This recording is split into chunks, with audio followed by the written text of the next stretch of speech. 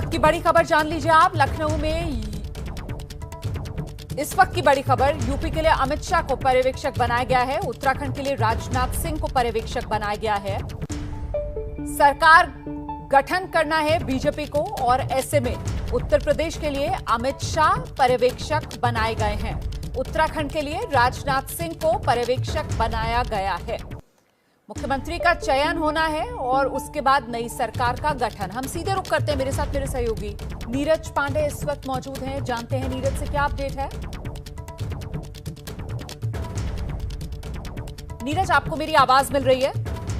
जी बिल्कुल, मैं आपको बता दूं कि उत्तर प्रदेश समेत 4 राज्यों में जिन राज्यों में भारतीय जनता पार्टी की सरकार बनी है उन राज्यों के लिए भारतीय जनता पार्टी ने पर्यवेक्षक नियुक्त किए। सबसे महत्वपूर्ण उत्तर प्रदेश है। उत्तर प्रदेश के लिए अमित शाह को पर्यवेक्षक नियुक्त किया गया है और उत्तराखंड के लिए राजनाथ सिंह को पर्यवेक्षक नियुक्त किया है, जबकि मणिपुर के लिए निर्मला सीतारमण और गोवा के लिए नरेंद्र सिंह तोमर को पर्यवेक्षक बनाया गया है। अब ये अभी समय तय नहीं हुआ कि ये लोग कब जाएंगे उन राज्यों में और जाकर वहां पर सरकार गठन से लेकर शपथ ग्रहण समारोह, मंत्रिमंडल विस्तार, तमाम विषयों पर चर्चा करेंगे और वहां पे मंत्रिमंडल। नीरज, मैं ये भी चाहती हूँ कि आप मेरे दर्शकों को बताइए कि पर्यवेक्षक की भूमिका क्या रहती है।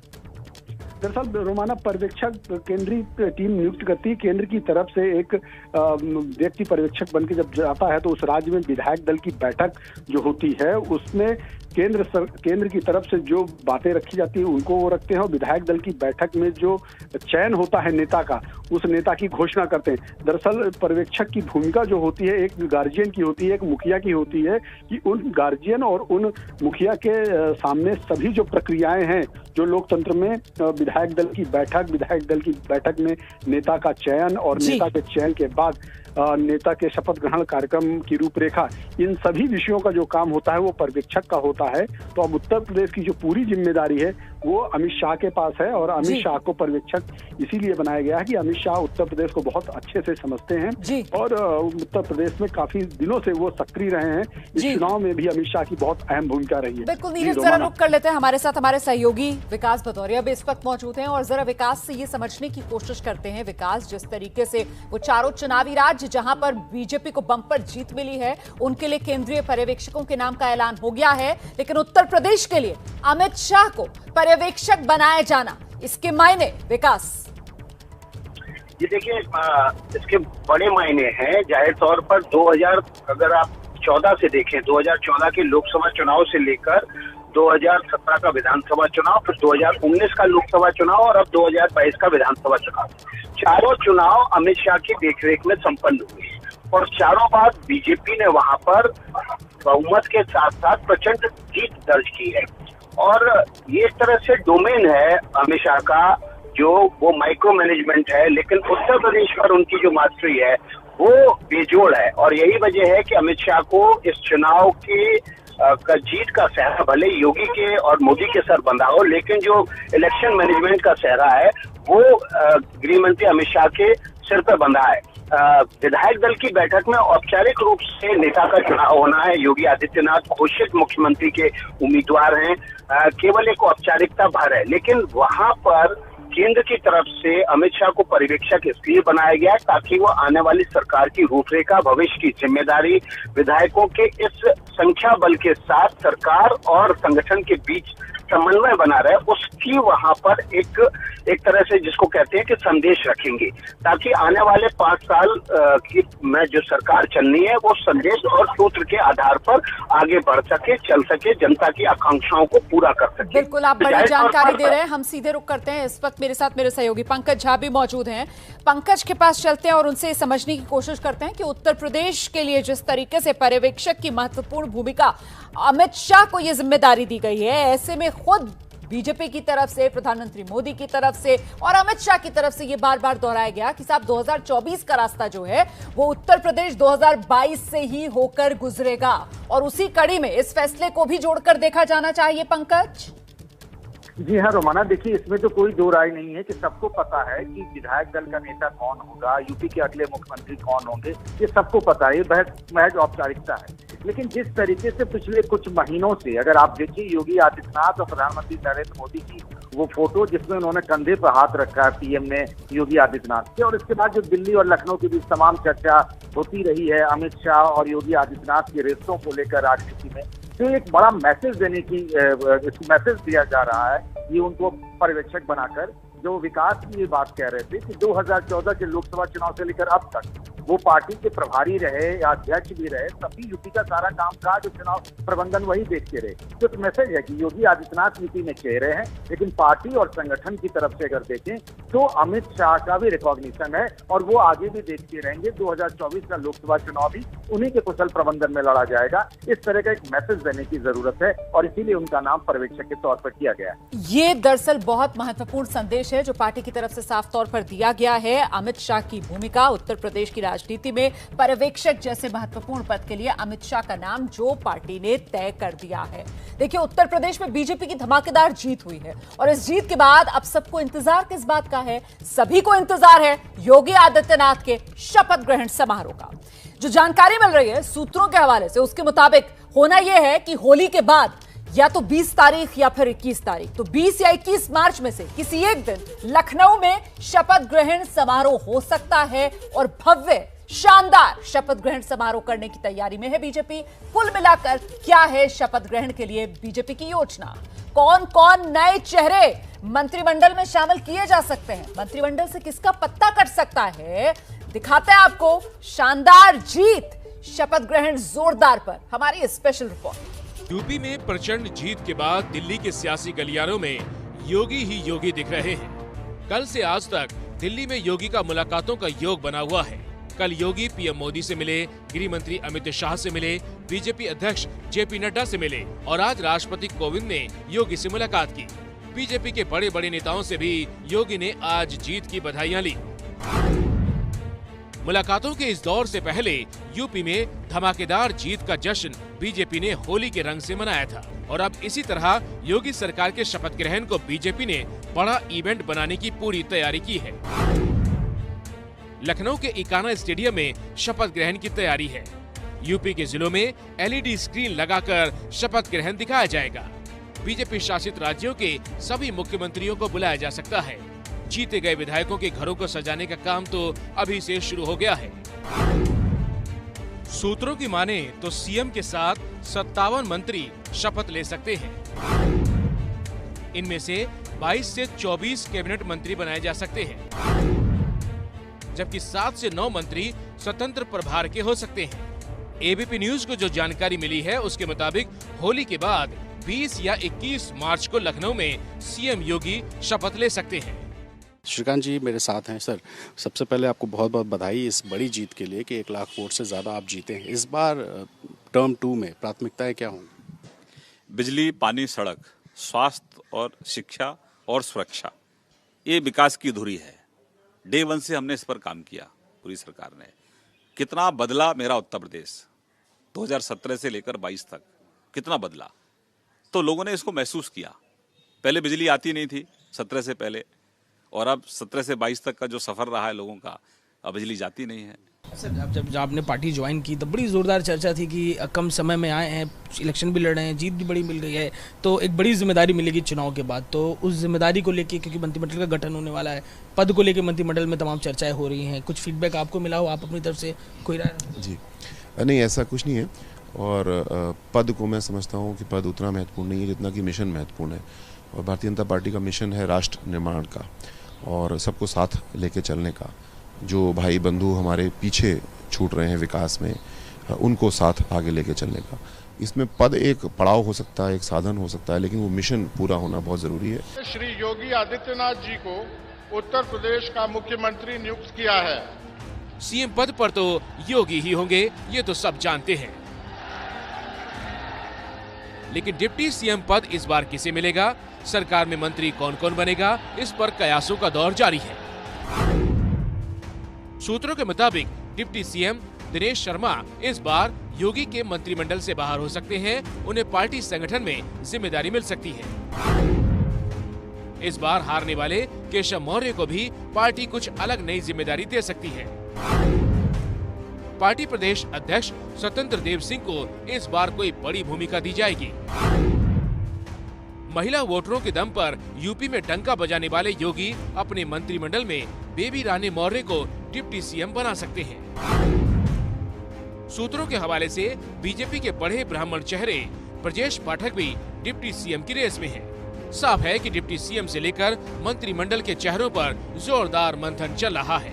शपथ ग्रहण के लिए तैयारी भी जोरदार है और हो भी क्यों ना, यूपी में योगी की इस बार जीत भी जोरदार वाली थी। तो साफ है कि मुख्यमंत्री के लिए तो योगी आदित्यनाथ का नाम तय है, लेकिन बहुत से अहम फैसले की आखिरकार डिप्टी सीएम कौन होगा, मंत्रिमंडल में कौन कौन शामिल किया जाएगा, किस किस की छुट्टी होगी, और ऐसे में उत्तर प्रदेश के लिए पर्यवेक्षक का नाम जो सामने आया है वो अमित शाह। यूपी के लिए अमित शाह पर्यवेक्षक बनाए गए हैं, इस वक्त की बड़ी खबर। और अमित शाह के साथ रघुवर दास भी यूपी के पर्यवेक्षक बनाए गए हैं। इसके अलावा उत्तराखंड की अगर बात की जाए तो राजनाथ सिंह, मीनाक्षी लेखी को उत्तराखंड के लिए पर्यवेक्षक नियुक्त किया गया है। लेकिन सबसे महत्वपूर्ण हो जाता है उत्तर प्रदेश के लिए अमित शाह को पर्यवेक्षक बनाना। देखिए, योगी सरकार के शपथ ग्रहण को लेकर तैयारियां जोरदार चल रही हैं और साथ ही जो नए विधायक हैं उनके आशियानों को भी जल्दी से बनाने का काम चल रहा है। लखनऊ में पुराने घर चमकाए जा रहे हैं। नए विधायकों को आवास आवंटन के लिए बाकायदा कंट्रोल रूम तैयार कर दिया गया। दिखाते हैं आपको एबीपी न्यूज संवाददाता संजय त्रिपाठी की एक्सक्लूसिव रिपोर्ट।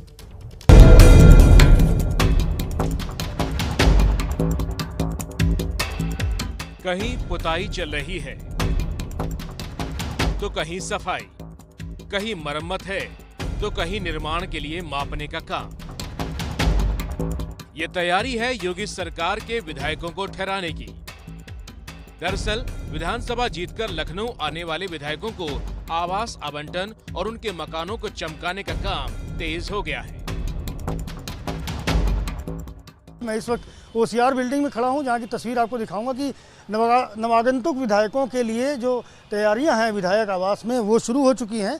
यहां आप देखेंगे कि अंदर पुताई का काम चल रहा है और ये जो फ्लैट है ये समाजवादी पार्टी के एक विधायक को अलॉट हुआ है और रंगरोगन यहाँ लगातार जारी है। भीतर की ओर लेके चलूँगा आपको और दिखाऊंगा किस तरीके से यहाँ लगातार जो साफ़ सफाई है, जो फर्नीचर का काम है, वो सारा काम किया जा रहा है। और विधायक और उनके जो समर्थक हैं वो आकर के यहाँ देखते भी हैं, निरीक्षण भी करते हैं कि जो कामकाज है वो ठीक से हो रहा है कि नहीं हो रहा है, क्योंकि जैसे ही सरकार का गठन होगा उसके बाद से फ्रीक्वेंसी बढ़ जाएगी। लखनऊ की ओसीआर बिल्डिंग में बीजेपी की बेबी रानी मौर्य को आवास मिला है।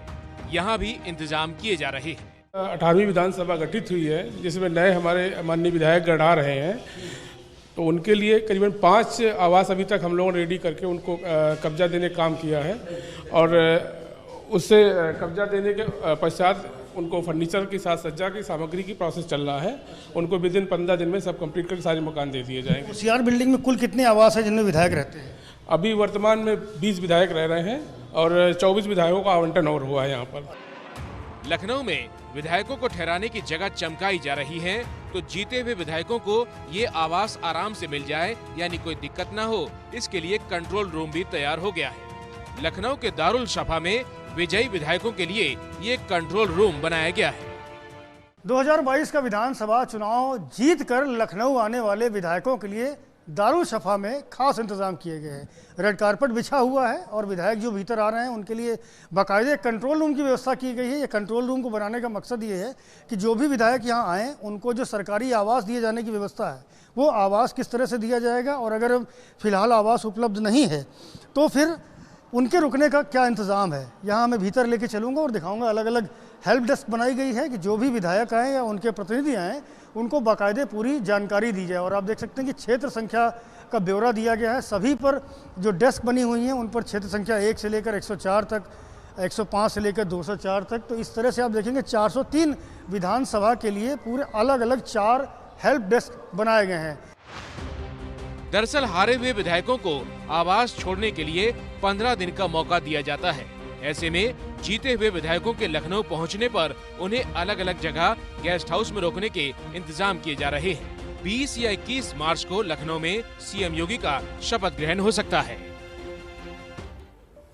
और अब इस वक्त की बड़ी खबर आप जानिए। उत्तर प्रदेश की राजधानी लखनऊ और लखनऊ में पिछले करीब आधे घंटे से बीजेपी कोर कमेटी की बैठक जारी है। इस बैठक में योगी आदित्यनाथ, सुनील बंसल, स्वतंत्र देव सिंह मौजूद हैं। और साथ ही जो जानकारी मिल रही है उसके मुताबिक पिछली सरकार में जो दोनों डिप्टी सीएम थे, केशव प्रसाद मौर्य और दिनेश शर्मा, वो भी इस बैठक में शामिल हैं। तो चर्चा इसी बात को लेकर हो रही है कि जो योगी का नया मंत्रिमंडल होगा, आखिरकार उसकी रूपरेखा कैसी होगी। और इस सब के बीच अब आपको उत्तराखंड लेकर चलेंगे। उत्तराखंड में एक बार फिर से बीजेपी सरकार लौट आई, इतिहास बीजेपी ने रच दिया। लेकिन सवाल जो है वो मुख्यमंत्री को लेकर है कि आखिरकार कौन बनेगा मुख्यमंत्री, सीएम कौन होगा। क्योंकि मौजूदा सीएम पुष्कर सिंह धामी खुद अपनी जो पारंपरिक सीट रही है, उनकी खटीमा सीट, वहां से वो चुनाव हार चुके हैं। अब कई नाम हैं जिन्हें लेकर चर्चा हो रही है। आज कुछ और नए नाम भी इस मुख्यमंत्री की रेस में अब शामिल कर दिए गए हैं। हालांकि खबर यह सामने आ रही है कि होली के अगले दिन बीजेपी विधायक दल की बैठक होगी, जिसके बाद तस्वीर साफ हो जाएगी। देहरादून से आपको दिखाते हैं ध्रुव मिश्रा की ये खास रिपोर्ट। उत्तराखंड की सियासत में कौन बनेगा मुख्यमंत्री का सवाल फिर से तैरने लगा है। सत्ता में बीजेपी लौटी है, लेकिन सीएम कौन होगा, इसका जवाब होली के बाद मिल सकता है। सारी संभावनाएं खुली हुई है, कुछ भी हो सकता है। हम तो कविता सारे मिलकर डिसाइड करेंगे। 70 में से 47 सीट जीतकर बीजेपी ने उस इतिहास को पलटा जिसमें रवायत ये थी कि उत्तराखंड में सरकार रिपीट नहीं होती। लेकिन पुष्कर सिंह धामी बतौर सीएम हार का मिथक नहीं तोड़ पाए। पुष्कर सिंह धामी भले ही चुनाव हार गए हों, लेकिन अब भी वो उत्तराखंड की सियासत में बाजीगर साबित हो सकते हैं। सूत्रों के मुताबिक उपचुनाव के रास्ते वो फिर से मुख्यमंत्री बन सकते हैं, लेकिन धामी खुद फिलहाल पत्ते खोलने से बच रहे हैं। जल्दी ही हमारे यहाँ पर विधानमंडल दल की बैठक होगी और उसके बाद नई सरकार गठन की प्रक्रिया प्रारंभ हो जाएगी, पूरी हो जाएगी। ऐतिहासिक जीत के बाद सीएम पद पर भी कुछ अभूतपूर्व फैसले हो सकते हैं। सूत्रों के मुताबिक बीजेपी राज्य को पहली महिला मुख्यमंत्री दे सकती है। ऐसे में कोटद्वार से विधायक रितु खंडूड़ी की दावेदारी भी मजबूत बताई जा रही है। रितु खंडूड़ी लगातार दूसरी बार विधायक हैं, पूर्व सीएम भुवन चंद्र खंडूड़ी की बेटी हैं, उत्तराखंड बीजेपी महिला मोर्चा की अध्यक्ष हैं। लेकिन उनके भाई मनीष खंडूड़ी का कांग्रेस खेमे में होना उनका सीवी कमजोर कर सकता है। ऐसे में दावेदारी मौजूदा प्रदेश अध्यक्ष मदन कौशिक की भी मजबूत है। मदन कौशिक की अगुवाई में बीजेपी ने सत्ता में वापसी की। 2002 से ही मदन कौशिक हरिद्वार से लगातार विधायक हैं, 2 बार राज्य सरकार में मंत्री भी रह चुके हैं। केंद्रीय पार्लियामेंट्री बोर्ड या केंद्रीय नेतृत्व तय करेगा, फिर विधानमंडल दल बैठक होगी, तब उस सारा समय उस समय आएगा। अभी इस प्रकार की कोई चर्चा हमारे यहाँ नहीं है। लेकिन पहाड़ी राज्य में मैदानी इलाके से होना मदन कौशिक की राह में रोड़ा बन सकता है। ऐसे में दावेदारों की सूची पहाड़ से भी लंबी है और हर बार की तरह इस बार भी श्रीनगर से विधायक धन सिंह रावत फिर चर्चा में हैं। वो राज्य सरकार में मंत्री हैं, बीजेपी का युवा चेहरा है, उन्हें संगठन में महत्वपूर्ण पदों का अनुभव है, राज्य में प्रभावी क्षत्रिय समाज से आते हैं। धन सिंह रावत के नाम की चर्चा पिछली बार भी खूब थी, लेकिन बाजी उनके हाथ नहीं लगी, इसलिए सस्पेंस इस बार भी बरकरार है। चर्चा एक और नाम पर गर्म है, वो है राज्य के कद्दावर नेता सतपाल महाराज। वो इसलिए क्योंकि उनकी आध्यात्मिक गुरु वाली छवि बीजेपी में मुफीद है। चुनाव प्रबंधन के माहिर खिलाड़ी माने जाते हैं, लेकिन कांग्रेस की पृष्ठभूमि सतपाल महाराज के लिए मुश्किलें खड़ी कर सकती हैं। इसके अलावा केंद्रीय रक्षा राज्य मंत्री अजय भट्ट, राज्यसभा सांसद अनिल बलूनी और मसूरी से विधायक गणेश जोशी भी सीएम पद की रेस में बताए जा रहे हैं। लेकिन हर बार बीजेपी आलाकमान ने उत्तराखंड में सरप्राइज दिया है, तो क्या उत्तराखंड की आवाम को एक और सरप्राइज मिलने वाला है? पहाड़ी राज्य उत्तराखंड के बाद आपको गोवा लेकर चलते हैं। गोवा विधानसभा चुनाव में 40 में से 20 सीटें जीतकर बीजेपी गोवा में सबसे बड़ी पार्टी बनकर उभर आएगी। विधायकों को शपथ दिलाई जाएगी कल, लेकिन सीएम की कुर्सी को लेकर पार्टी में ही जबरदस्त खींचतान जो शुरू हो गई है। असल में हो ये रहा है कि राज्य के स्वास्थ्य मंत्री ने सीएम के सवाल पर बीजेपी का ब्लड प्रेशर बढ़ा दिया है। रौनक कुकड़े की खास रिपोर्ट दिखाते हैं आपको। कल बाकी सभी एमएलए 39 एमएलए को शपथ दिया जाएगा। Thank you. So the Ganesh Gavkar has appointed as the authorized person to give the oath for the other 39 MLAs. Goa के मौजूदा मुख्यमंत्री प्रमोद सावंत कल विधायकों की शपथ के बारे में पत्रकारों के साथ जानकारी साझा कर रहे थे। तभी एक पत्रकार ने सीएम को लेकर सवाल दागा, जिसे टालकर प्रमोद सावंत अंग्रेजी में विधायकों की शपथ पर बोलने लगे। कल बाकी सभी एमएलए 39 एमएलए को शपथ दिया जाएगा। Thank you. So the Ganesh Gavkar has appointed as the authorized person to give the oath for the other 39 MLAs. Thank you. Pramod Sawant CM के सवाल से बचते दिखे क्योंकि उन्हीं की सरकार के स्वास्थ्य मंत्री विश्वजीत राणे ने उनकी सियासी सेहत बिगाड़ कर रखी है, जिससे बीजेपी का ब्लड प्रेशर बढ़ा हुआ है। सूत्रों के हवाले से खबर है कि विश्वजीत राणे भी सीएम पद की दावेदारी पेश कर रहे हैं। शनिवार को विश्वजीत राणे अचानक राज्यपाल से मिलने पहुंच गए थे। इतना ही नहीं, विश्वजीत राणे ने मराठी अखबार लोकमत में आज पूरे पेज का ये विज्ञापन छपवाया है। इस विज्ञापन में प्रमोद सावंत का चेहरा गायब है। कुछ ऐसा ही विज्ञापन कल उनकी पत्नी दिव्या राणे ने भी छपवाया था, जिसमें प्रमोद सावंत की तस्वीर नहीं थी। दर्शकों को बता दें कि दिव्या राणे भी परवेम विधानसभा सीट से बीजेपी के टिकट पर लड़ी थी और बड़ी जीत हासिल की है।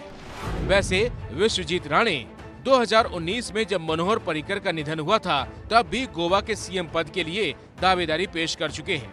तब उन्हें राज्य का स्वास्थ्य मंत्री बनाया गया था। विश्वजीत के पिता प्रताप सिंह राणे कांग्रेस के कद्दावर नेता हैं और 9 बार लगातार विधायक रह चुके हैं और 3 बार मुख्यमंत्री भी रह चुके हैं। और अब विश्वजीत राणे सीएम की कुर्सी पर बैठने की दावेदारी पेश कर रहे हैं।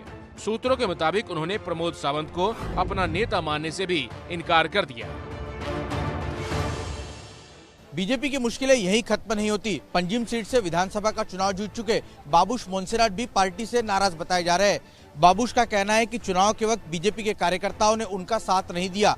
बाबूश विश्वजीत राणे के भी करीबी बताए जाते हैं।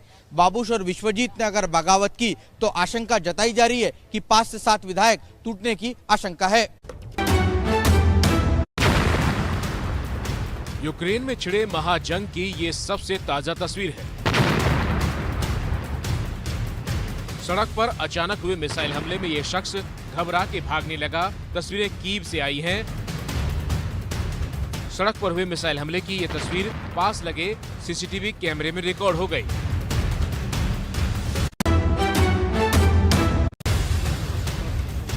यूक्रेन और रूस के बीच छिड़े महायुद्ध की ये खौफनाक तस्वीरें हैं। भीषण हमले में शहर के शहर खंडर बन गए। तस्वीरें यूक्रेन के खार्किव शहर की हैं। यहाँ बड़ी बड़ी इमारतें इसी तरह बर्बाद हो गई।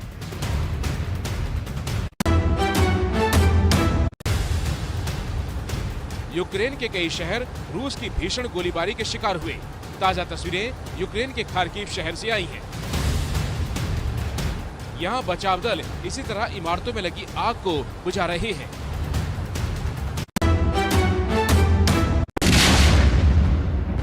धू-धू कर जलता शहर, आसमान में उठते आग के ये गुबार। ये तस्वीर खार्किव से सटे डरगाची शहर की है, जहां रूस ने भीषण बमबारी कर तबाही मचा दी।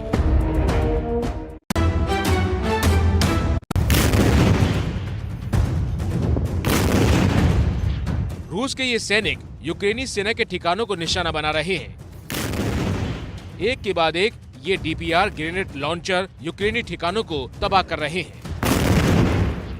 ये तस्वीरें यूक्रेन के मारियोपोल शहर की हैं। रूसी सेना की तरफ से मारियोपोल में किए जा रहे हमले की ये सबसे ताजा तस्वीरें हैं।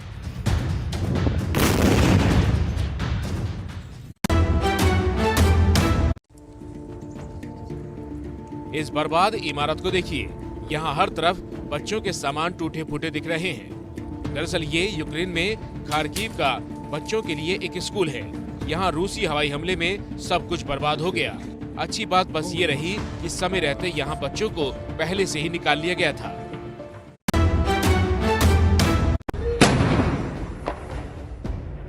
एक के बाद एक यहाँ टैंक गरज रहे हैं, गोले छूट रहे हैं। ये रूस के टैंक हैं।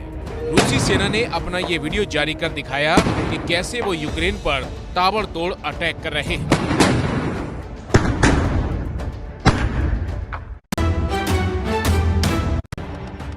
धुएं के ये बादल कीव की एक फैक्ट्री प्लांट के हैं। कीव में यूक्रेन के मुताबिक रूसी सेना ने यहां प्लांट पर हमला किया और आग लगा दी।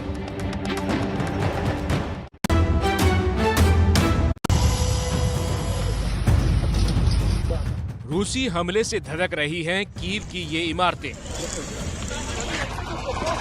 हमले के बाद मौके पर पहुंचे यूक्रेनी बचाव दस्ते ने लोगों को इमारतों की खिड़कियां काटकर बाहर निकाला। मलबे में दबी जिंदगी को निकालने का काम अभी भी चल रहा है।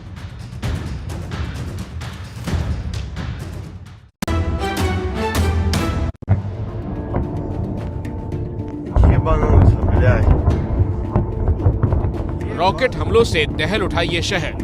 रात के अंधेरे में ताबड़तोड़ मिसाइलें दागी जा रही है। रूसी सेना इन दिनों खार्किव शहर पर ज्यादा कहर बरपा रही है। बीती रात इसी तरह यहां रॉकेट से हमले किए गए।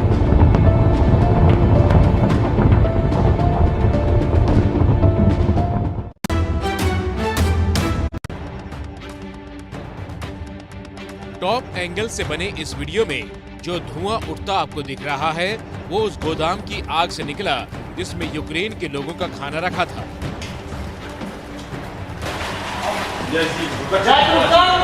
कीव के पास रूसी लड़ाकू विमानों ने खाने के इस गोदाम को निशाना बनाया। इस हादसे में गोदाम में काम करने वाले कर्मचारी बाल बाल बचे।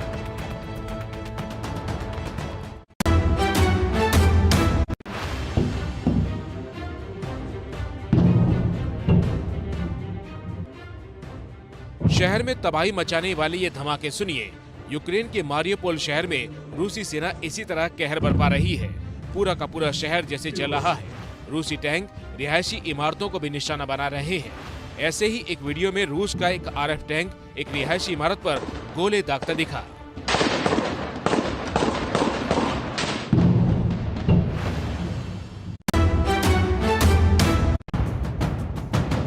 मारियोपोल शहर से उठती ये आग की लपटें देखिए। बड़ी बड़ी इमारतों से काले धुएं के गुबार निकल रहे हैं। रूसी सेना के तांडव को ये तस्वीरें बयां कर रही है।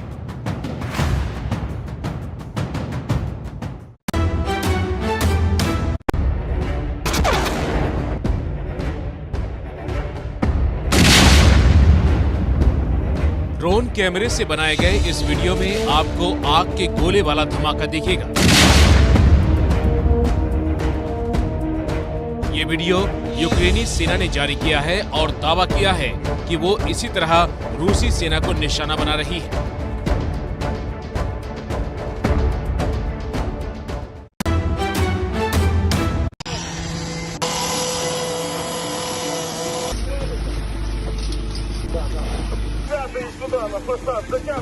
अब इन तस्वीरों को देखिए। ये यूक्रेनी राजधानी कीव का ओब्लांस्की इलाका है।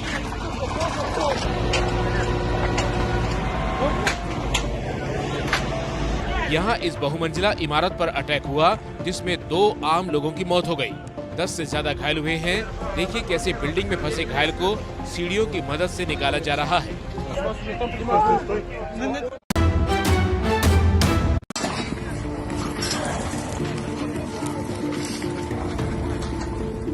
यूक्रेन के निकोलाइव शहर में ये तबाही के बाद का मंजर है। आज सुबह यहाँ रूसी सेना ने जबरदस्त गोलीबारी की।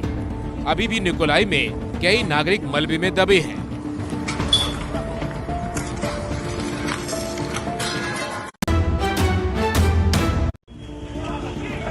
इस इमारत में कभी बच्चों की किलकारियां गूंजती थी, लेकिन अब यहाँ मातम की आग लगी है।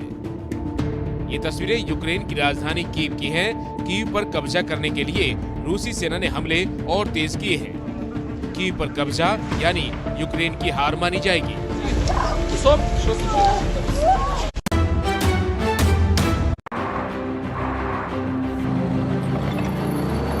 इन हथियारों पर कभी यूक्रेनी सेना का कब्जा था, लेकिन अब ये हथियार रूस की सेना के कब्जे में आ गए हैं।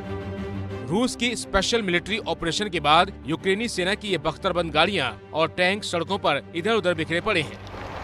रूसी सेना ने इन सब पर कब्जा कर लिया है।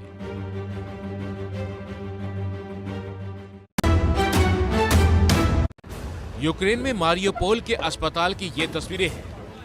यहाँ हवाई बमबारी के बाद अस्पताल का ऐसा बुरा हाल है। ताजा बमबारी में एक मां और बच्चे की मौत हो गई। हमले में घायल मां और बच्चे को बचाने की बहुत कोशिश की गई, लेकिन आखिर में युद्ध की शक्ल में आई मौत जीत गई।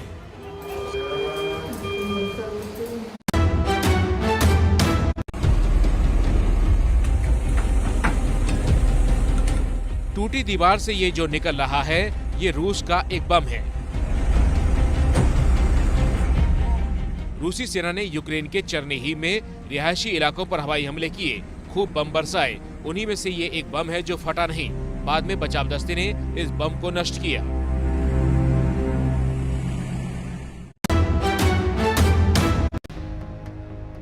रूस यूक्रेन जंग को आज 19 दिन हो गए हैं। अब यूक्रेन के पश्चिमी इलाके में भी लड़ाई तेज हो गई है, जो अब तक सेफ हेवन बना हुआ था। रूसी सेना ने रविवार को नाटो के सदस्य देश पोलैंड के बॉर्डर से महज 12 किलोमीटर दूर यावोरिव में एक मिलिट्री ट्रेनिंग बेस पर हमले किए। यहाँ रूस ने क्रूज मिसाइल दागी। दावा है 35 लोगों की इसमें मौत हुई, 125 लोग घायल हुए। रूस ने अपने हमलों में 150 से ज्यादा विदेशी लड़ाकों को मारने का दावा किया है।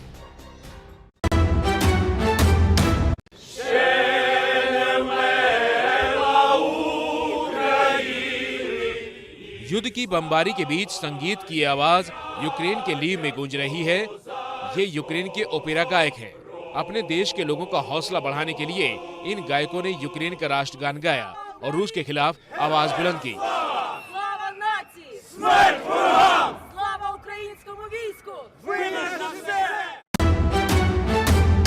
Ассаламу алейкум. Хочу сказать всем, что в ближайшее время ये वीडियो रूस के उन सबसे खूंखार सैनिकों का है जो दुनिया भर में बदनाम है। रूस के चेचन इलाके की ये सेना टुकड़ी यूक्रेन पहुंची है और इसने यूक्रेन के राष्ट्रपति जेलेंस्की को धमकी दी है। वीडियो जारी किया है, कहा है कहीं भी छिप जाओ, तुम्हारा अंत आने वाला है।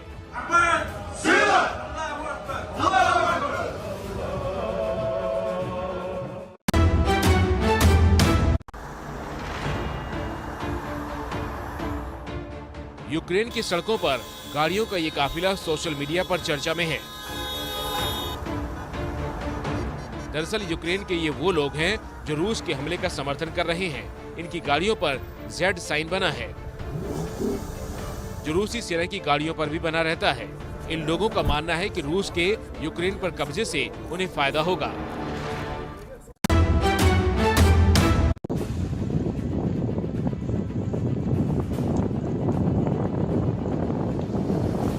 रूसी सेना के 2 हेलीकॉप्टर धू-धू कर जल रहे हैं।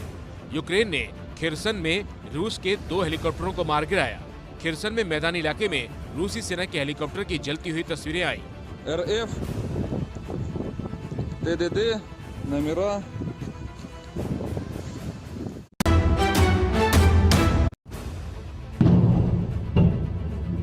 रूसी रक्षा मंत्रालय ने ये पोस्ट किया है। यूक्रेन में जोरदार धमाके का वीडियो इसमें दिखता है। रूस ने यूक्रेनी सेना के फील्ड कमांड पोस्ट को तबाह किया। वीडियो कीव इलाके का है।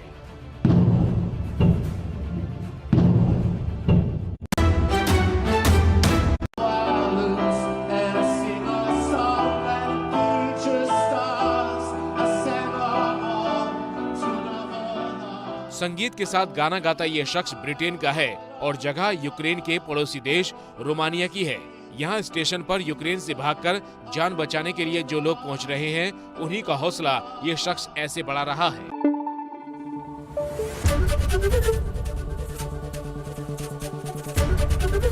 ABP न्यूज़ आपको रखे आगे।